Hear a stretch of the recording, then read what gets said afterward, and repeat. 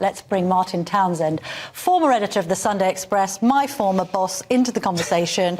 I love saying, yeah, you find it funny that I say that, but I just like to put you into context. Let's talk about Endgame, Omid Scobie's expose. Marvellous, yes. Now, obviously, you'll be familiar with the story of the names of the alleged royal racists ending up in the Dutch book. Scobie says it was lost in translation. Yes. Seemingly, it was found in translation. Funny that. What's your general impression of the idea that the King and indeed the Princess of Wales may be racist for having a conversation about the skin tone of Archie? I just think that's complete nonsense. Right. I think everybody has these conversations about, you know, my daughter was born with brown eyes, we've all got blue eyes, we were all discussing that for ages and ages. Whatever the baby is, whoever the baby is, you have those discussions. But then say that's our understanding now, and at the time I think Meghan used the word concerns about what that would look like. Yeah. And we're saying, well, it wasn't concern about what it would look like, it was just curiosity. Yes. But will that hold into the future, you know, in 20, 30 years' time?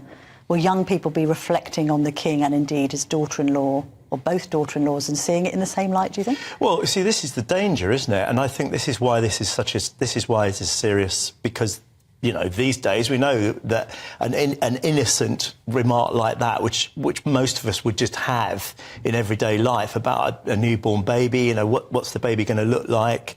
I mean, my granddad was very dark-skinned, or he was like, you know, it's one of those things you just talk about all the time. Well, not all the time, but, you know, at certain moments. When someone's pregnant. Yeah. But, of course, these days, the word racism is bandied around left, right and centre. Everybody and everything is racist. The countryside's racist, you know, the animals are racist. Hang on a minute. The couple rode back from this in what I thought was a massive example of global gaslighting. Yes. They said, no, we never intended to suggest they were racist. We were just talking about unconscious bias. Yes. Therefore, lowering the threshold by which their nearest and dearest could be found guilty.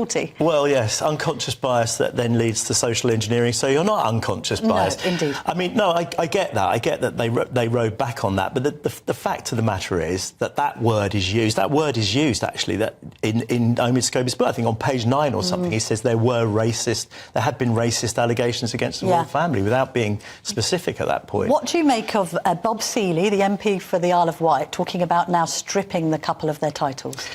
The only thing I'd say about that is I don't think that... I mean, I think that's very possible. That's a possible route it could go down. But then, of course, Meghan is still Princess Meghan. And she actually quite likes being Princess Meghan. Also, doesn't it make victims of them all over again? Absolutely, yeah. Which is the other problem. We don't want to make martyrs of this couple. So, you know, I do wonder about that. I could completely see why he's asked for it, and I was expecting that to happen. But I do wonder whether it's the right way to go, frankly. I mean, you've been a newspaper editor and indeed editor of OK magazine, so you've seen it from one side, the press coverage, but you're also now a PR man. So let's talk about the PR. First of all, I mean, are the royals emerging OK from all this? They've adopted the never complain, never explain mantra of the late Queen.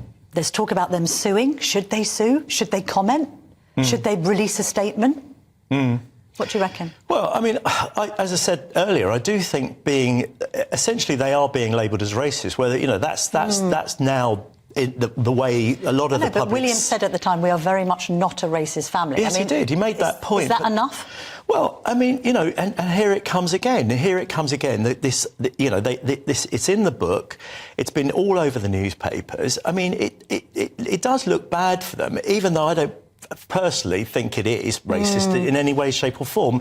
And it's because racism is now such a loaded word. They would be within their rights to sue over it, definitely. But then doesn't it just fuel the fire? Yeah, well, and, you know, while it would be within their rights, I wouldn't advise them to do so. However, what I do think has happened, and I do think this is a tragedy for Harry, is that door on a reconciliation is completely slammed shut.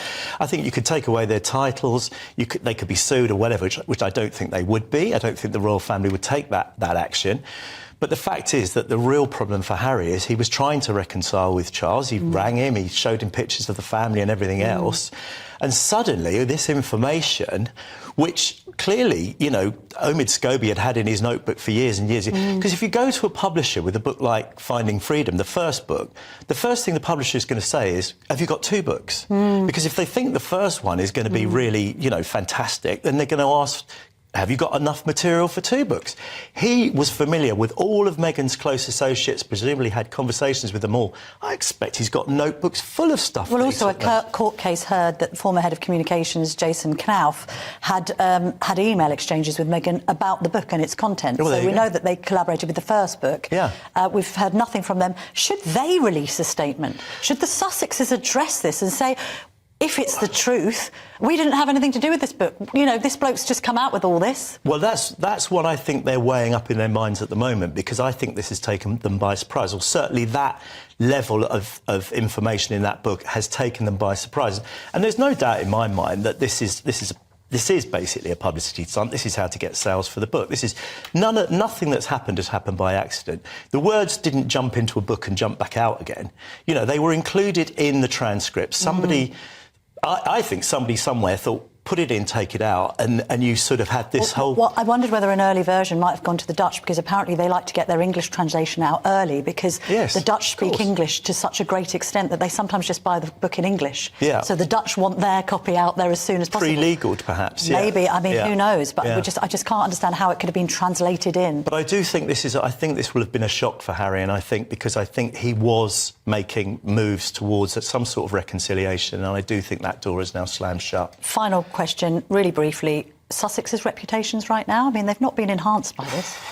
I mean, you know, the Sussex are now seen as being kind of, if you like, in cahoots with Omid Scobie, who is operating, I would say, about 2 or 3 tiers below those tabloid newspapers like The Sun and The Sun and the Mail, that Harry himself complained about in the book Spare. You know, he is now in... There's a huge irony here. Yeah. You know, this is behaviour that you wouldn't find in tabloid. You know, no, I know. We've seen the kind of nervousness that papers had here about even printing the names. So, yeah. Funny thing about papers is they offer a right of reply. Well, indeed. Thank you very much, Martin Townsend, for joining me this morning.